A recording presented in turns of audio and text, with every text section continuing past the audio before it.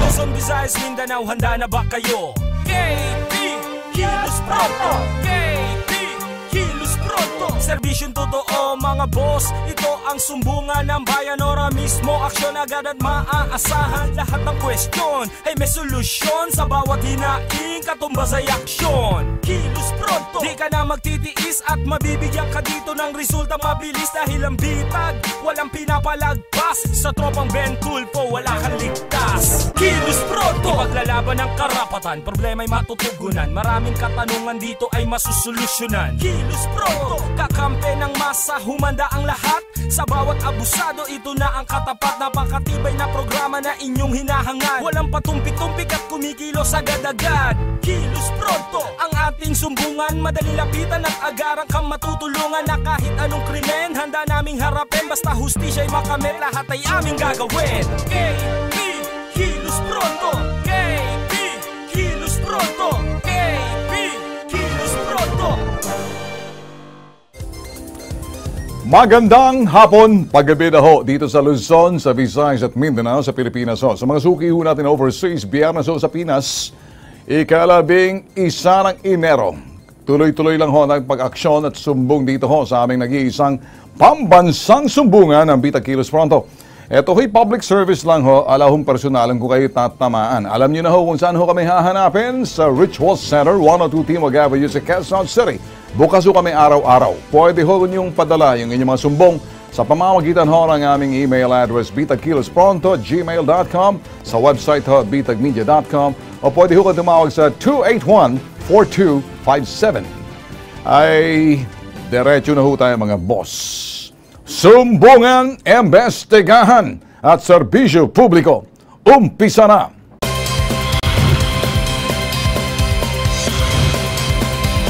Diretso na ho tayo mga boss.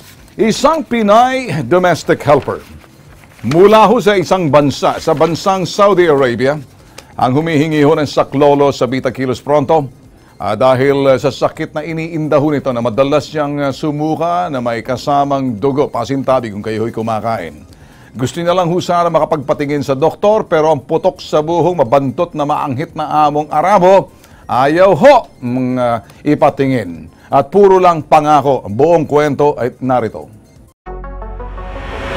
Ako po si Sherlyn H. De La Peña po. Nandito po ako sa Bita Kilos Pronto para po idulog yung problema po ng kapatid kong OFW. Kasi po, siya po ay may karamdaman. Ayaw pong ipagamot ng employer niya po. Tapos po, ang gusto po sana naming mangyari, makauwi na po siya para po dito na namin po siya ipapagamot. Dumudura po siya ng dugo at lumalaki po yung tiyan niya. Puro po pangako yung employer niya na ipapagamot siya. Kaso po, hindi po tinutupad na dalhin siya sa ospital para ipagamot.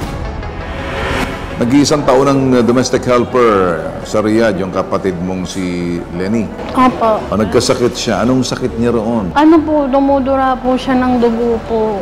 Ano siya? Araw-araw. Tsaka po lumalaki po yung tiyan niya. Paano siya nakaalis ng bansa na may diferensya? Kasi po nung inano po siya, pinaalis, maayos naman po yung medical niya. Ilang taon na siya nagtatrabaho roon? Mag-1 year pa lang po ngayong January. Tapos po, nung November po, nag-start po siyang magkaganon. Ba't siya sumusuka ng dugo? Anong pakiramdam niya? Saan ang galing dugo? Yun nga po yung problema, ayaw po siyang ipa-check up nung... Ayaw pa-check up? Opo. Sige. So that we just call OWA, and then we'll take it from there kung anong agency. I'd like you to research and get the agency.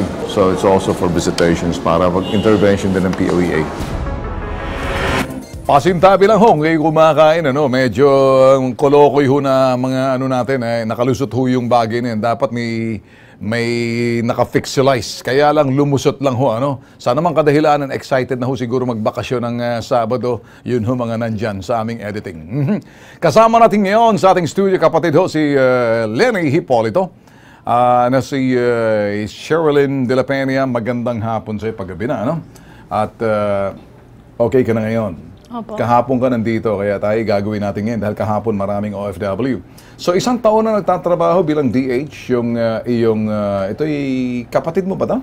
Opo. Alright. Ay madalas kumbaga siya ay dumuduran ng dugo. And then tumawag na sa agency pero hindi sumasagot tong tarantadong agency. Opo. Okay. Gusto mo lang makauwi na para mapagpagamot. Opo. Alright. Alright, dito ho sa video na ipinadala ho ni Lenny Hipolito sa Bita Kilos Pronto, makikita ang pagmamakaawa ho nito. Pakinggan ho natin mga boss ang kanyang panawagan. Gusto ko na po umuwi. 3 buwan na po ako dumudura ang dugo. Sinabi lang sa akin ng bus ko na po sinabi sa amo ko, hindi naman po ako nadala sa ospital. Sabi ko umuwi talaga. Parang pag-amot.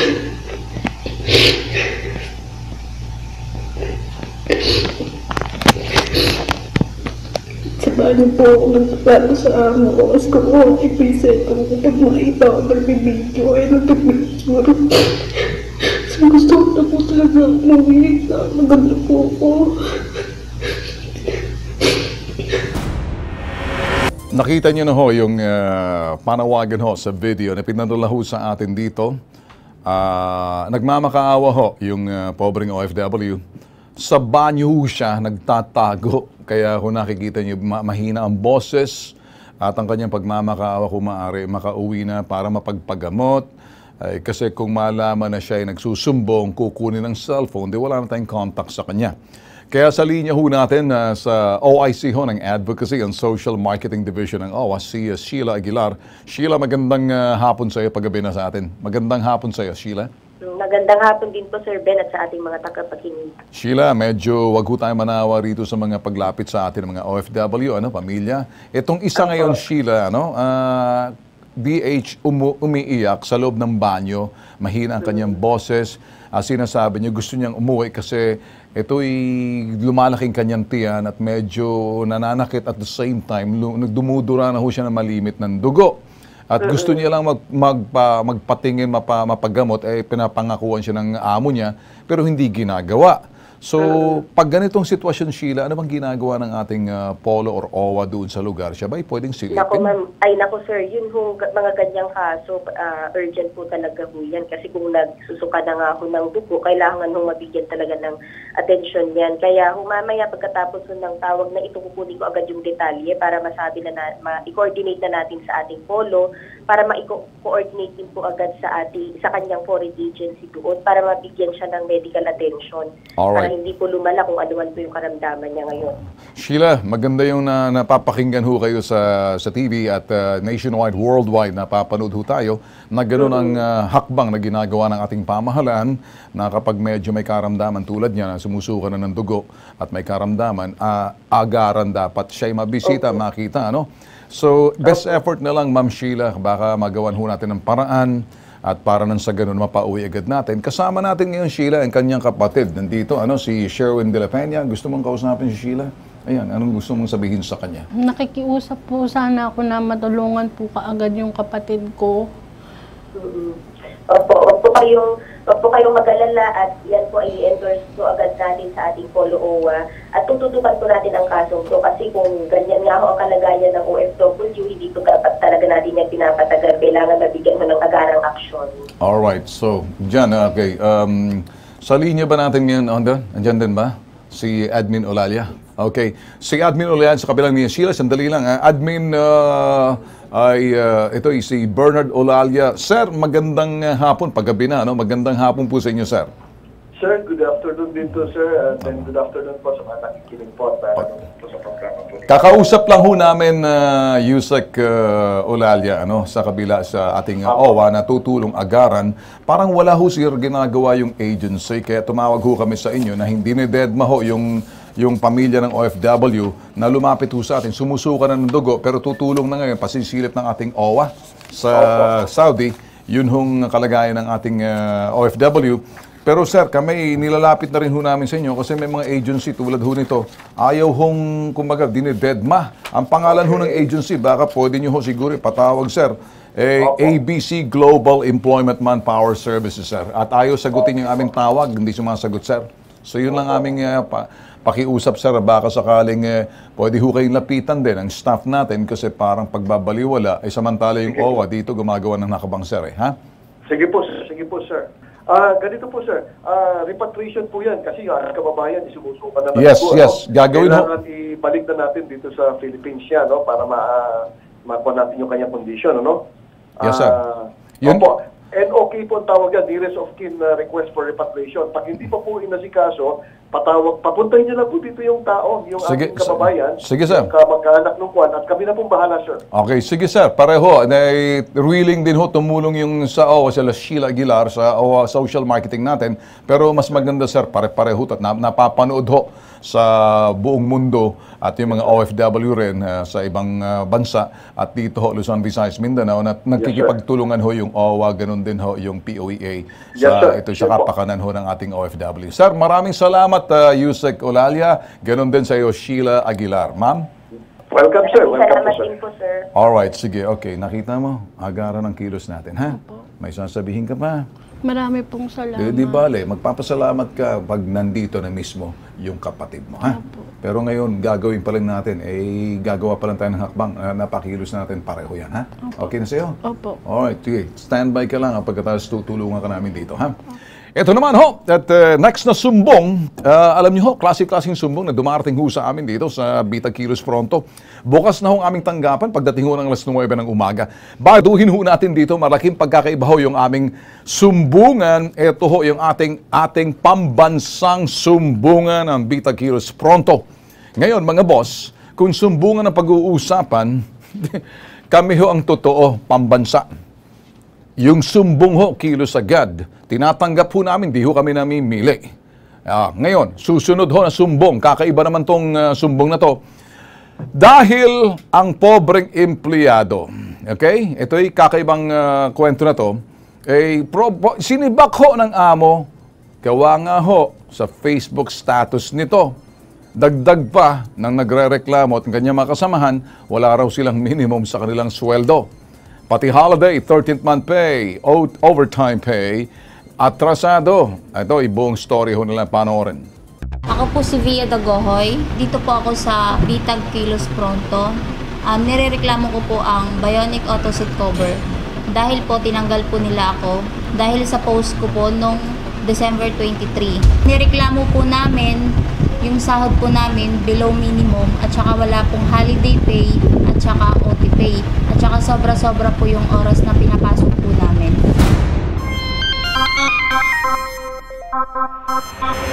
Wala naman siguro talagang masama kung talaga ang boss ninyo talagang malupit.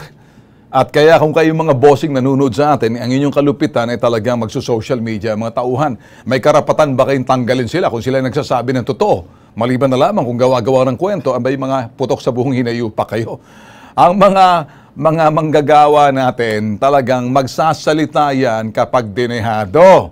Pag wala naman sigurong sasabihin. Ngayon, dahil lang sa Facebook page, pagpo-post, nagalit. Pero alamin na natin, kasama natin ngayon sa studio, ang nagrareklamo, nakita niyo si Via Dagohoy, si Warren Torrefiel, si Rasmor Osorio at Ariel Fernandez. Okay na kayo? Alright, sige, ito, tatanungin kita. Sino nag-post doon sa Facebook? Ikaw? Ako po. Alright, parang anong nasa isip mo? Bakit mo naisip yan? Although, totoo, bakit mo inere na talagang ang boss? Anong pagkasabi mo doon sa Facebook post mo? Sabi ko po, papunta na po ako sa trabaho. Okay. Tapos sabi ko lang po doon, matindi po talaga ang boss ko. Kahit linggo, pinapasok po ako. Para linggo, pinapasok ka. Opo. Yun lang ang sinabi mo, pinost mo Opo. para yung post mo na yun, para ipaalam sa mga kaibigan mo lang. Opo, kasi po, umuulan po kasi yun, parang Tapos linggo pa. bumabagyo. Opo. Tapos pinapasok po ako nun. Tapos parang nagalit po kasi sa akin yung boss ko kasi Pinost bakit mo? daw po alas 7 na po ako pumasok, pero dapat po ang usapan po namin 6:30 nandun na po ako sa office. Umaga? Opo. Linggo? Opo. May walang konsiderasyon to. O sige. Alright, ang narereklamo ninyo ay Bionic Auto Seat Cover Manufacturing Incorporated. So, iba sa inyo dito, 13th month, walang overtime, Wala mababang po. pasahod. Opo. Abay, diretso na tayo dito. Nasa linya natin, meron ba? Nagrereklamo, andyan ba? Sino nasa linya natin? Okay? Yung manufacturer, yung company. Si Lourdes. Unahin muna natin si Lourdes. Ma'am Lourdes, ako rin, magandang hapon, magandang gabi na sa iyo dito sa... Ma'am Lourdes? Ma'am Lourdes. Yes, sir. Sir, tatawag po kami sa inyo kasi hindi po talaga ako yung ang kakausap kasi hindi ko po alam yung naging niya, sir. Bali, nag-ano lang po sila. Sige, ganito na lang, Lourdes. Lourdes, sandali. Pakinggan mo na lang ako. Alam ko na wala kang... pakisabi na lang doon sa boss mo, kung yung taong papasukin ng alas 7:30, alas 6:30, linggo, umuulan pa, ay nag-post siya sa pambihira naman ng boss namin, pinapasok ko linggo. Yun ba'y sapat na para tanggalin sa trabaho ng inyong kumpanyang gumagawa ng Bionic Auto Seat Cover? Kasi hindi ko po talaga... sige, di ba? Ikaw ba'y okay ka rin dyan? Baka isang araw, masumbungan, baka mamaya tanggalin ka rin, nakipag-usap sa akin, maganda. Siguraduhin. Kasi baka mamaya, nakipag-usap ka sa akin, baka tanggalin ka, takbo ka sa akin, ha? Hindi po. Hindi, kung sakaling tatanggalin ka, sumbong ka lang sa akin, ha? Sige po. Okay, sige. Okay yan, ha? Sige, antayin din kita kung sakaling tanggalin ka. Tatawag na lang po kami dito sa number na to, sir. Sige, walang problema. Okay, sige, okay lang. Sa kabilang linya natin, mga boss, si Belen Nicasio, suki ho natin do. Ito yung The Golden Voice. Lalong gumaganda pa ang boses nito ngayong taong 2019. Pakinggan ho, may kaboses to sa kabilang istasyon. Ma'am Belen, magandang gabi sa'yo. Magandang gabi. Magandang gabi po sa inyo. Happy New Year, Sir Ben. Nakikita niyo pa lang sa boses pa lang, ang ganda ng pasok, ang ganda ng rehistro. Parang may kilala ako nito sa kabilang stasyon, prime time sa gabi. Ang boses nito parang nakakakilig. Ma'am Belen, narinig niyo, may karapatan bang ang isang company na linggo pinapasok yung empleyado, 6 o'clock daw ng umaga na umuulan, linggo may pamilya siya, pumasok ng 7:30, nag-post siya sa Facebook page, pambihira ang kanyang boss. Tinanggal ho siya dahil pagpo-post. Yun ba'y dahilan para matanggal, ma'am? Wala pa tayong nakikita na basihan para tanggalin po siya doon sa bagay na yon. Ang nakikita lang po natin dito, meron po siyang sapat na basihan para mag-file po siya ng kanyang concern doon po sa Aeronaut. Alright. Kaya po namin tinanong yan kasi baka may mga bagay na maganda na yung nalalaman ho ng publiko. Yung mga pamantay na dapat sundin kung ano yung mga bagay na hindi pwede or medyo hindi pa masyado malinaw sinasabi ninyo, kaya kinakailangan manghihimasok kayo.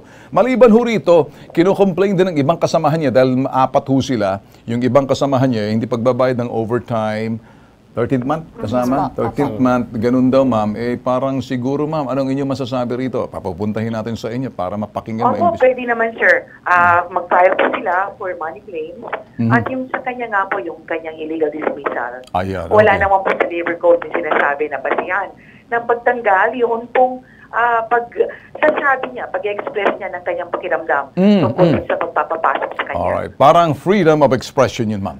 Yes, sir. Ayun, okay. Ma'am, maraming salamat. Sasamahan ho namin. I-refer na ho namin sa inyo para sila makapagreklamong formal at magagawa nyo yung hakbang na kinakailangan din sa tanggapan ho ninyo para ipatawag ho o di naman kaya panghimasukan na kung tama o mali, nasa sa inyo na ho to, ma'am. Maraming salamat, Ma'am Belen Nicasio. Yes, sir. Walang anuman po. Alright, nakita nyo. So kayong ulitin natin kung sakali mga nanonood. Sinlinaw ng sikat ng araw. Sinabi ni Ma'am Belen Nicasio, ang sino man magpapahayag sa kanyang Facebook page, ang boss ko, pambihira naman. Ay, pambihira tong boss ko, pinapapasok ako ng linggo. Freedom of expression, karapatan magpahayag. Pero, kapag ikay tinanggap, ay papasok, tinanggal ka dyan dahil lang sa iyong pagpapahayag niyan, hindi pwede maging basihan yan. Maliban na lamang, hindi po pwedeng gawing insubordination yan dahil wala ka pa sa loob ng trabaho. Siniraan mo bang boss mo? Hindi mo siniraan ang boss mo. Pinapahayag mo lang, maaring dismayado ka at may karapatan ka maging dismayado kasi linggo. Okay, so, di mo man sinabi ang boss mo, babaero? Hindi naman. Hindi naman po. Hindi ka kaya type ng boss mo? Hindi po. Hindi naman kaya pinapasok ka ng boss mo dahil para makita na nandoon ka sa tabi niya? Hindi po. Kumusta ba ang boss mo? Swangit, pangit? Gwapo naman po. Gwapo. Okay. Paliwanag mo nga sa akin ang ibig sabihin ng gwapo. Bakit nagtatawa mo? Pakinig lang kayo, ha? Okay. Anong gwapo? Kunyari, sa mukha, si Piolo Pascual? Ano po, may tsura po siya. Anong klaseng itsura niya? Tangos po ang ilong, tapos singkit po mata. Abay, may kamukha. May bigote? Wala po. Hindi nagsasalamin? Hindi po. Walang diferensya mata? Wala po. Good. May asawa? Meron po. Oh, take na yun. Opo. Sinusuot ba yung singsing? Hindi ko po nakikita eh. Hindi sinusuot ang singsing. Aba, iba. Pag ang isang tao may kaset, dapat nakasuot ang singsing. O, di ba? Diyan ka muna. Ikaw naman, boss. Parang may kilala ka. Parang may kilala kong pangalan, Pido. Si Pido. Si kaibigan, kasamahan dati namin. Si Pido. Ano ba pangalan si Pido? Ito si Pido. Si Alfred. Parang si Alfred, okay? Si Alfred. Kumusta ka naman? Anong reklamo mo rito? Kasi yung ano po, yung mababang sahod po, sir. Okay. Yan. Kinakailangan malaman ng NLRC. Okay? Para malaman yan. Pwedeng patawag kung below minimum yan. Hindi po pwede. Sa iyo naman, bossing. Ganun din po yan. Ganun din. Saka Okay. yung gusto ko po sanang kunin yung cellphone ko. Anong kinalang? Pinatos? Cellphone mo? Kinuha po kasi yung cellphone ko eh. Ay, tingin mo? Gwapo ba yung namamatos, nangungulimbat ng cellphone? Ano po kasi, mag-ina. Mag-ina? Mama's boy? Ano po sila ng isang kumpanya po. Ah, okay. Kinuha ang cellphone mo? Ano bang klaseng cellphone yan? F7 po. Oh, okay na. Bago? 7 months pa lang po. Kinuha? Opo. May surrendera naman po kasi tapos sinurrender ko po tapos sinurrender po sa office. Tapos hindi na binalik sa'yo? Hindi na po. Gusto mong kunin? Gusto ko po. Gan. Kinuha ang cellphone para hindi ka makapag-post. Tulad ng ginawa nito. Galit na siya. Baka sa akin mapopost. Teka muna nga na. Ang kasalanan mo, nag-post to, kaya ikaw na pagbintangan. Hindi kaya tama. Tingnan mong ginawa mo. Pati si Lloyd na nawalan. Ikaw, nawalan ka lang ng trabaho. Siya nawalan ng cellphone. Wala ka na ng trabaho. Meron pa. Nag-absent lang naman po kami. O di bale, papatawag. Ikaw naman, bossing, anong sa atin? Kung po, yung sa sahod po namin. Sahod. Okay. So, ganun. Okay, sige. So, okay. Alright. Wala namang masama kung kayo mag-post. Kung meron ka pang cellphone. Pero pag kinuha na, wala ka ng pang-post. Okay. So, ikaw naman, wala namang masama kung mag-post ka na sinabi, pambihira boss mo. Freedom of expression yon. Ha? Okay? Sa susunod, gagawin mo pa ba? Pag nasa katarungan po ako. Pag nasa katarungan, ipaglalaban mo? Opo. Tama naman po ang mga Pilipino eh. Okay. Wala po kasi sila sa ibang bansa. Kaya... Ganun ba? Chinese ba? Opo. Anak ng tipaklong. Taga anong bansa? Inchik po yung... Okay, hindi ko po alam eh. Taiwan? Hindi ko po alam. Hindi mo alam. Baka taga Binondo. Hindi ko. Okay, sige. Paano na? Relax. Alam niyo na kung anong gagawin niyo ngayon, ha? Tutulungan namin kayo. Papapuntahin natin doon sa NLRC para magawa ng paraan. Okay? Alright.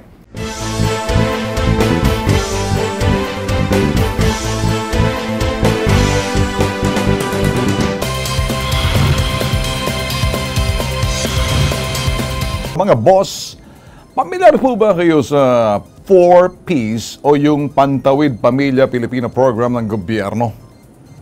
Dahil dito ang sumbong na to, may kinalaman ho rito sa reklamong ito. Pamilya ho ni Cristina Moralde Trio Fajardo, bigla na lamang daw nahinto ang pagtanggap ng nasabing benepisyo. Kung paano nangyari to, alamin natin ang buong kwento. Panorin. Ako po si Cristina Moralde. Ako naman po si Ria Fajardo. Nandito po kami sa Bitag Kilos Pronto upang idulog ang aming problema sa Pantawid Pamilya Pilipino Program sa DRT Bulacan, Doña Remedios Trinidad, Bulacan. Dahil po nung kami po nung 2018 po, sumahod po kami January, February. Na-release po yung cash grant namin March. Ang huli po naming cash grant, April at May. Nasahod po namin siya ng August 23, 2018. Start po ng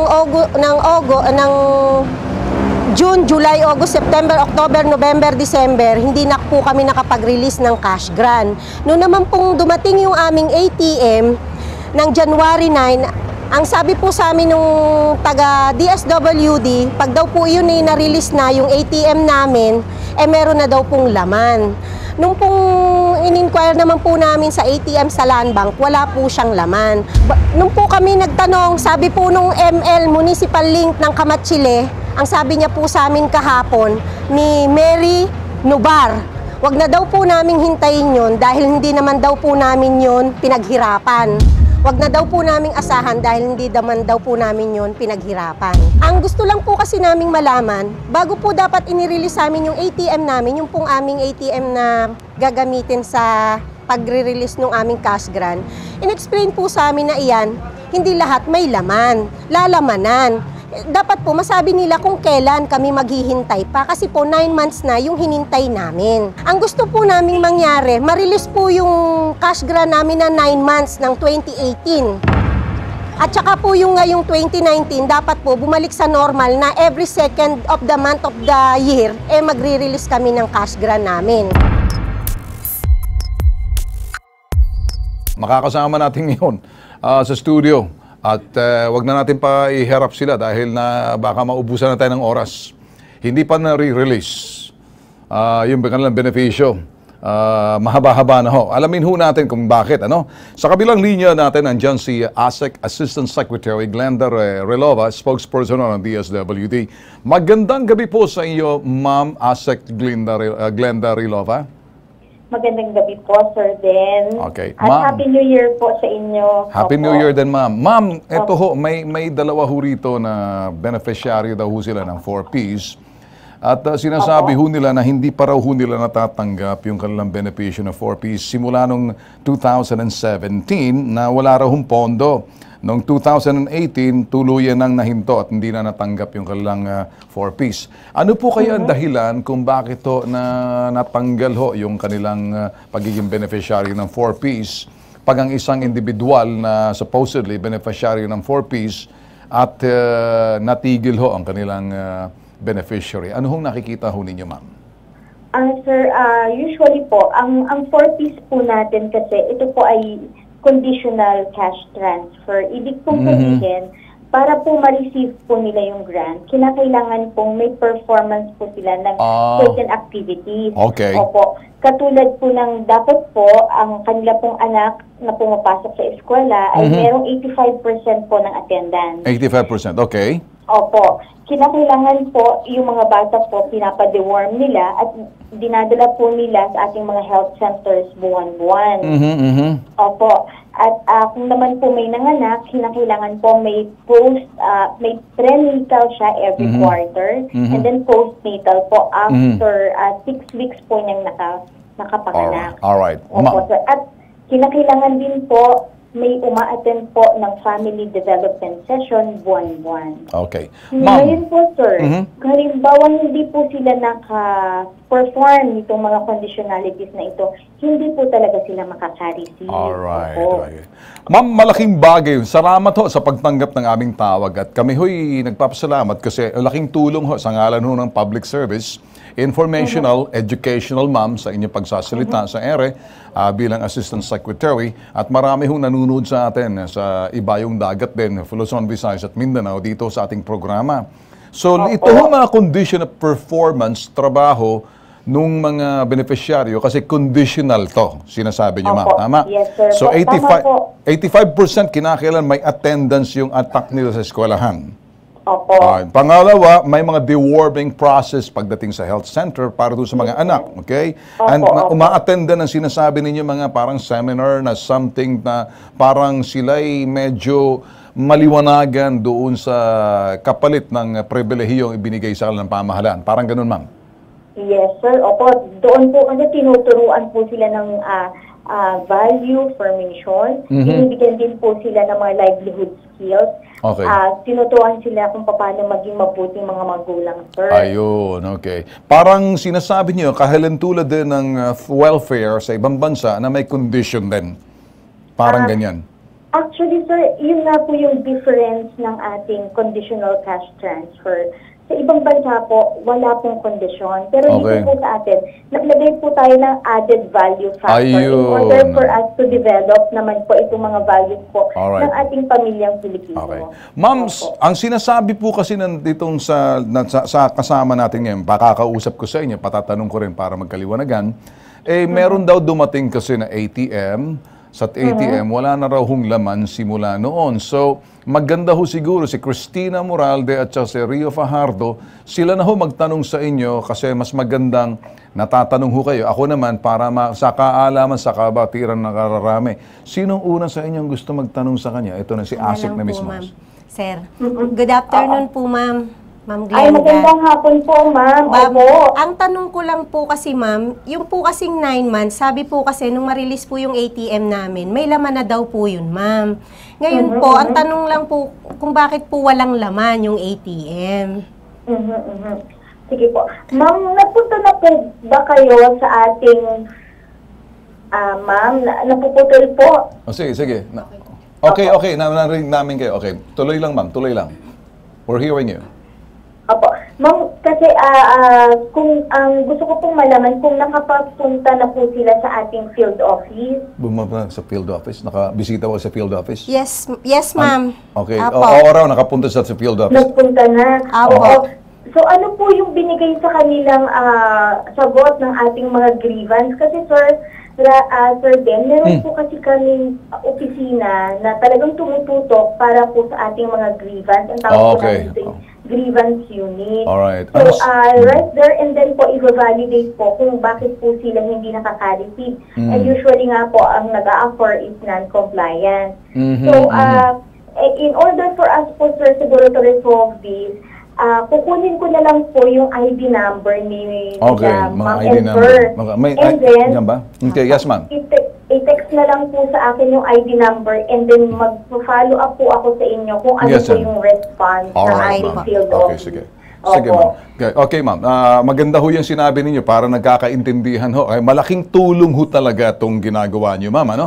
Kasi buong bansa nanonood sa atin, na-educate ho sila. May tatanong ka? Go ahead, tanong mo. Ma'am Glenda, dagdag ko lang po. Yung sa buong DRT po, hindi lang po kami yung walang na-payout.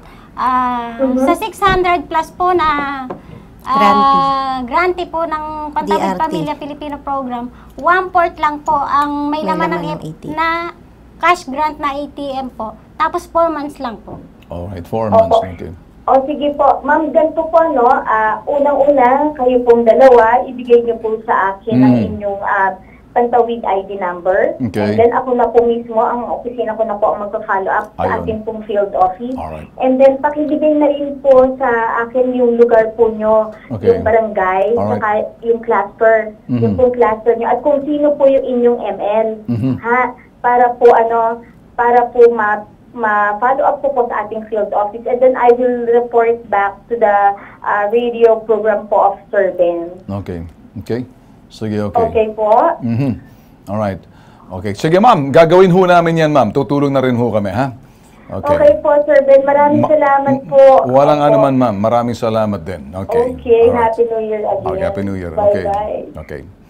Pero sa screen ko may nakikita akong babaeng nakapanty at bra. Ba't nang lumabas yan dito sa online ko? Baka may naglalaro doon sa loob ng ads. Okay, alisin na yung ads na yan at nababother ako kung ano yung naglalabas. Akala ko advertisement. Tanggalin yung advertisement yan. Hindi dapat nakalagay yan sa ating sa website, sa YouTube. Okay. Balikan natin. Okay. Siguro ako na lang magsasabi. Total, marami ngayon nagtatanong kapareho nyo. Kung ako'y tatanungin nyo, natigil simula ng 2017. Wala kayo natatanggap meron nito? Po, hindi naman po, sir, meron po isang buong taon ng 17. December lang po, sir. Okay. 2018 po, bali January, February lang po, at saka March, April lang po, alright, sir. Sige, okay. Sige, ganito. Ang pamilya PPP sa base sa sinasabi ni ASEC ay isang pribilehiyo ipinagkakaloob sa mga taong walang-wala talaga. Alright. Dahil silang walang-wala, ito'y ginawang conditional cash transfer para doon, kondisyon. Binibigyan kayo ng pribilehiyo ng gobyerno sa pamamagitan ng pagbibigay sa inyo ng 4Ps, pantawid. Alright? Subalit, itong pera na to, para linawin natin, kasi ako nasa broadcast, na itong pera na to, katumbas ng pribilehiyo, ay responsibilidad at pananagutan sa Estado. Ang Estado, ang bansa, ang siyang nagbibigay ng sinasabing pribilehiyo o pera pantustos sa pamilya. Okay? Ngayon, bilang pera na yon na pribilehiyo na binigay sa inyo, may katumbas na kondisyon at pananagutan. Halimbawa, may performance, ito'y accomplishment kayo. Sa anumang lugar, kung anong trabaho, kasi merong papagawa sa inyo, sa unit ninyo. Anong ipapagawa sa inyo?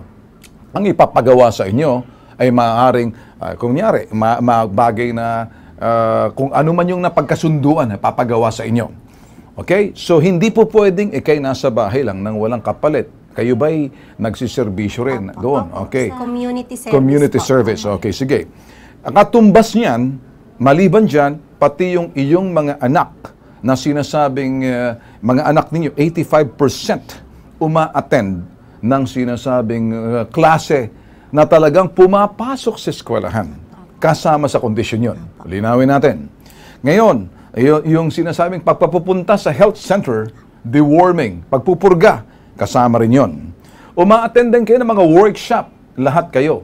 Kasi pag isa dito sa mga puntong itong napag-usapan nito o may karamdaman pa, doon mismo sa field office, malalaman na hindi kayo nakakompleto ng requirements. Yung hindi pagkompleto ng requirements, sapat na yon sa field office na mag-i-evaluate sa inyo na hindi kayo bibigyan kasi hindi ninyo na-comply doon sa 5 o 4 o 6 na mga requirements na dapat ninyong gawin. So, tulad ng sinabi ni Asek Glendarilova, hindi yan basta libre tatanggapin mo dadating sa iyo nang wala kang performance community service na lahat doon sa mga sinasabi nila, kaya nga conditional. So, hindi kaya isa doon sa mga 5 or 6 na mga dapat na requirements, nagawa nyo ba lahat yun? Kasi kung nagawa nyo naman lahat yun, palagay ko wala kayo rito sa akin. Ngayon, kung nagkulang kayo isa roon, sasablay kayo sa community leader ninyo na mag-i-evaluate para yung time card ninyo, parang empleyado.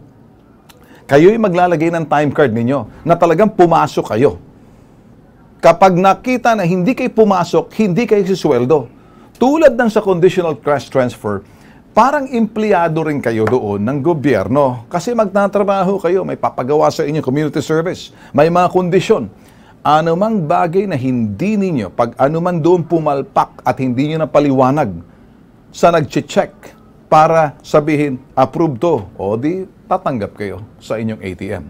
Kapag wala roon sa isa sa mga requirements at hindi nyo nagawa, wala kayong matatanggap. So, siguro naman dito sa aking pagtanong at pagtatanong, pag-iimbestiga na, inimbestigahan na natin, lumalabas. Nakakasiguro ba kayo doon sa 6? Baka 3 lang nagawa ninyo kung saan hindi kayo napadalhan. Kaya butas-butas din yung pagpapadala sa inyo kasi hindi kayo nakakompleto. Kasi kung nakakasiguro kayo at alam ninyo na comply ninyo, wala kayong issue ngayon. Kasi ang unang pupunterahin ninyo, yung leader ninyo na siyang magre-report kayo doon sa lugar ninyo na magsasabing complied. So kung complied ngayon, bayad yan. Kung wala kayong walang compliance, kulang, may problema kayo. So linawin lang natin. Ganun pa man, hindi nyo nasagutin yung aking tanong. Kasi kung hindi kayo nakakomply, dapat lang wala kayong matanggap dahil conditional yun eh. Ngayon, kung na-comply nyo yun, ipaglaban ninyo. Kasi kung isa doon sa 6 or 4 doon lang ginawa ninyo, hindi nyo na-comply yung 2, hindi ka pa rin tatanggap. So, milinawin natin. Kaya, conditional cash transfer. Hindi karapatan. Pribilehiyo na may katumbas na pananagutan at responsibilidad sa kondisyon na inilaan ng pamahalaan para doon sa mga PPP. Kung kayo ho'y nakikinig ho at nanunood sa programa ng Bitag Kilos Pronto, Sinlinaw ng Sikat ng Araw, pinaliwarag namin, ito'y sa ngalan ng sinasabing serbisyo publiko, walang halong politika, dahil ang pinag-uusapan ay pondo ng gobyerno na dapat sinlinaw ng sikat ng araw, mapaliwanag ho sa inyo, nag-iisa lang ho si Bitag, nag-iisang pambansang sumbungan. Sa lahat ho ng mga nagkakaroon ng problema sa ito'y sinasabing CCT, Conditional Cash Transfer or 4Ps, Ito naman ho, sana nabigyan natin ng sinasabing liwanagan dito sa parting to. Sige, ganun pa man, Mrs., kukunin natin yung ID ninyo at saka yung location ninyo at para maibigay natin kay ASEC, para malaman ni ASEC. Si ASEC naman, i-check niya dun sa location ninyo para kung sino yung leader ninyo. Kung hindi maganda ang relasyon ninyo sa community leader ninyo at medyo sablay kayo marami, good luck. Wala kayong matatanggap. Kung kaaway ninyo dyan, depende. Kasi kinakailangan, parang time card yan. Para kayo sa sweldo, marami kayong present. Marami kayong requirements. Kapag hindi kayo magkiklear, wala kayong matatanggap. Ganun pa man, sabi ko, sa ngalan ng serbisyo publiko, hahayaan namin si ASEC Relova na sabihin sa inyo kung kayo nakakapag-comply kasi meron silang titimbrihan sa field kung saan kayo sa location niyo. Malalaman kung sinong leader at masasagot at matutugunan yung sinasabing kung bakit wala kayo natatanggap. May tatanong pa kayo? Wala na. O, ganun nga. Sana ho, nabigyan linaw natin ho sa kakaibang public service pambansang sumbungan. Tulad ho ng isyong ito na alam ho natin milyones din ho na pamilya, bilyones din ho ang gastos ng pamahalaan. Kung pag-uusapan ho, ito ho yung conditional cash transfer or PPPs na ipinaliwanag ho natin sa pamamagitan ho ng nag-iisang pambansang sumbungan ng Bitag Kilos Pronto. Dito naman ho tayo mga boss. Okay, hindi na po bago sa programa ho namin ang sumbong at reklamo ng mga security guard tungkol sa paghabol ho ng kalang cash band or 13th month pay. Pero nakatawag ng pansin sa amin ang inilapit ng sumbong ni Tatay Enrique Esquebas dahil ang ahensya ng kanyang hinahabol, sarado na ang opisina pero nag-ooperate pa. Ang pobre tuloy, di malaman kung saan pupunta para makuha ang kanyang pera. Ang kanyang storya, panoorin. Ako po si Enrique Ardagon. Ako po ay lumapit sa Bitag Kilos Pronto at hingi tulong na at ang aking kasban ay hindi binibigay at ang akin nga 13-month pay hindi po binibigay din. Alright. Simple lang ho, cash band. 5 taon, mahigit. Bilang security guard sa ilalim ng EDCOR Security Agency. Hindi pa siya nabibigyan ng 13th month pay sa loob ng 5 taon. Nagsara ng opisina nito, yung security agency, pero patuloy pa rin nag-ooperate. Paano nangyari ito? Nag-ooperate yung sinasabing,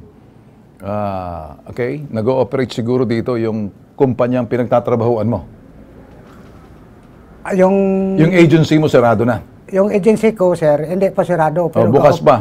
Bukas pa. Okay. Yung agency ko, dinhanapan ng papeles, LTO na, kung baga sa ano. License to operate, license to operate. Okay, Jose. Wala siyang may pakita. Okay, so ano naman kinalaman nito sa sinasabing 13th month pay sa mga ano? So, ang habol mo sa agency mo, hindi ka binibigyan ng 13th month pay? Hindi po, kaya kinahabol ko yung agency. Hinahabol mo. Ang agency mo tuloy pa rin? Ang agency ko, may ruta pa rin sila, may posting. Yung agency mo at saka yung sinasabing kliyente yung pinagtatrabahuan, pinopostihan mo, anong pangalan ng kumpanya pinopostihan mo? Remord Townhouse. So, diretso ka na sa Remord Townhouse nagsasweldo? Opo. Wala na yung agency? Wala na. So, pero may cash band ka pa rin naiiwan doon? Opo. Gusto mo makuha yung cash band? Gusto kong makuha yung agency bukas pa rin? Agency bukas pa. Pero ayaw ibigay sa yung cash band? Ayaw ibigay. Madali yan. Kay Major Manuel Maligaya tayo ng sosya ngayon. Kausap natin sa kabilang linya. Magandang gabi po sa iyong Major Manuel Maligaya. Magandang gabi po, sir. Sir, ay kami ho'y lalapit sa iyo. May isang security guard. Nagreklamo na kanyang cash band at kanyang 13th month pay sa 5 taon.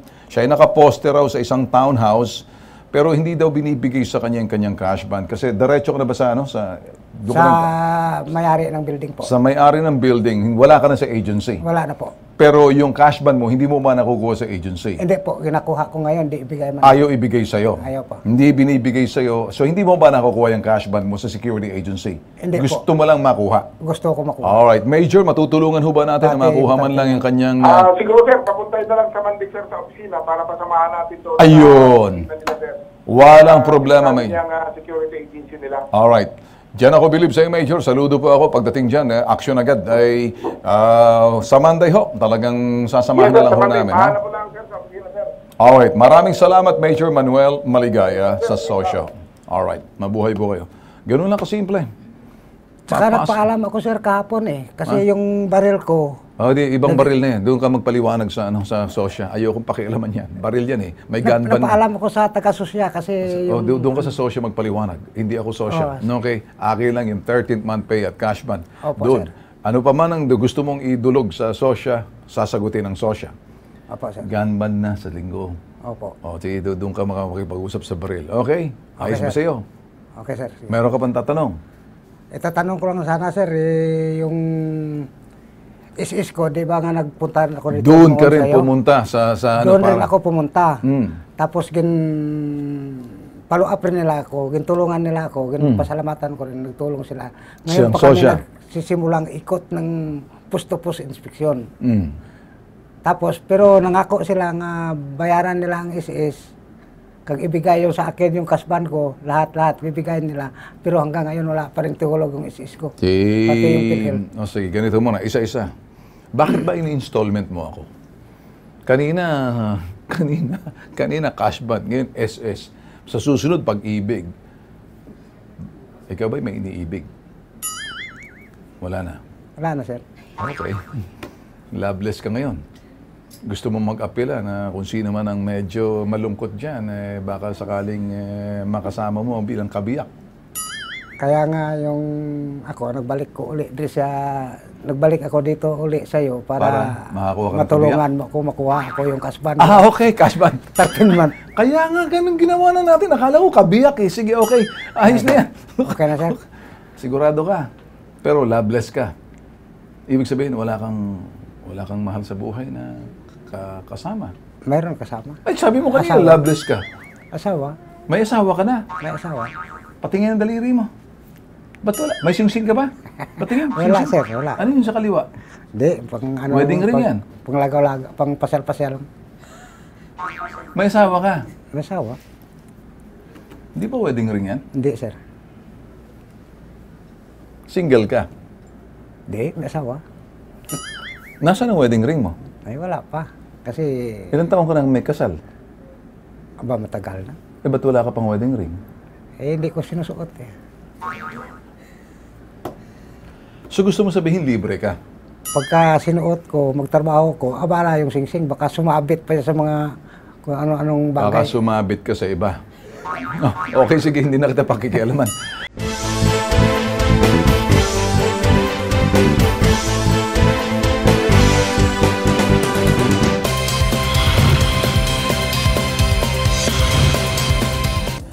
Hindi lang ho sa panunood ng Crime Desk.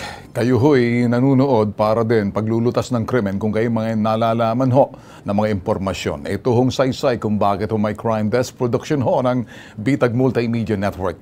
Kaya rin ho may Bitag New Generation sa mga investigasyon at public service ho. Sa mga, ito ho'y mga kilos at galaw ng mga pusakal, yun hong panloloko, yung mga anomalya, o di kaya pang-abuso or natuukulo sa mga droga at iba pang lahat ho na puro action pack ho kami. Kami ho sa Bitag Kilos Pronto. Action pack ho kaming sumbungan. Hindi ho kami yung nakaupo na kuminsan ako na nabubugnot na rin sa kakaupo. Kaya lang ang dami pa rin pumupunta na ako'y nakaupo. Alangan ba naman nakatayo, makikipagkwentuhan ako minsan pagbibigay linaw. Marami ho kayong aasahan ngayong itong taong 2019. Magiging aktibo ho ang Bitag Kilos Pronto. Babalik din ho yan sa telebisyon. At ganun din ho ang Bitag New Generation. Pinalakas na ho namin ang puwersa, mga tauhan ho ng Bitag. Mahahati ho sa field, puro action. Ganun din ho ang Bitag Kilos Pronto. At mga palabas pa ho namin iba. Public service man, investigahan, issue man yan, law enforcement man yan. Yun ho mga sinasabi ho natin na mga wellness and mga bagay pa rin ho na inyong aabangan ngayong 2019. Ito ho yung darating na asahan nyo ho ngayong 2019. So, with that mga boss, higit sa sumbungan, investigahan at isyong kinakailang solusyonan ang serbisyo publiko. Dapat Kilos Pronto!